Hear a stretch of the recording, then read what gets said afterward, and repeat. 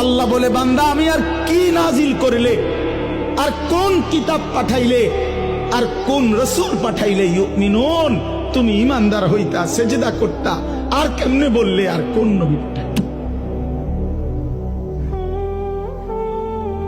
বলো ভাই, এখানে যারা নামাজ পড়ো না তোমরা কও ভাই, একজনই বুঝুক। নবী সাল্লাল্লাহু আলাইহি সাল্লাম জিজ্ঞেস করবে হাসরের ময়দানে, উম্মত 23টা বছরে আমি কি পরিমাণ কাঁদছি জানো না? আমি আর কত কাঁদলে তুমি নামাজ পড়তা?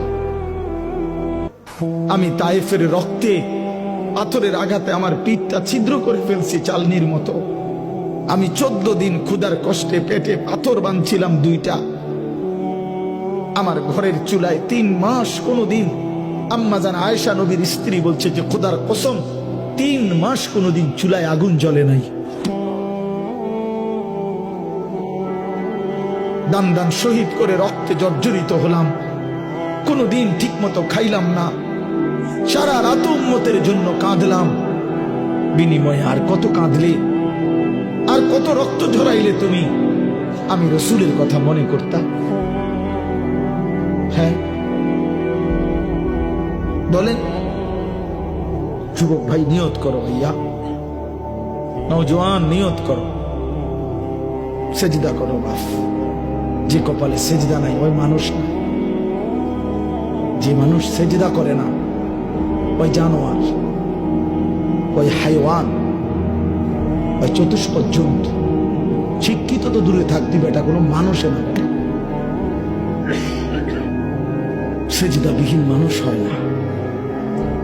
কোরআন শরীফে আছে, আল্লাহ বলছেন, এই যে এখানে আছে, ওয়া ইন্না আলাইকা লা'নাতা ইলা ইয়াউমিদ্দিন। ইবলিসকে আল্লাহ বলছে, ইবলিস তুই আমারে সেজদা দিলি না, মনে রাখিস আমার সেজদা হুকুম পালন করলি না, কিয়ামত পর্যন্ত তোর উপরে আমি আল্লাহর লানত। ওয়া ইন্না আলাইকা লা'নাতা ইলা ইয়াউমিদ্দিন, কিয়ামত পর্যন্তর জন্য তুই বেঈমানের উপরে লানত, লানত। ভাইয়া, যে সেজদা দেয় না তার উপরে খোদার লানত। মালউন, সে অভিশপ্ত, আল্লাহর লানতের পাত্র।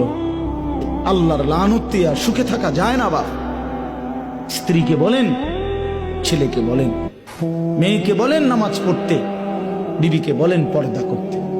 আল্লাহকে নারাজ করে সুখ মেলে না। বেপর্দা নারীর জীবনে কোনো তৃপ্তি নেই। আপনি দেখেন,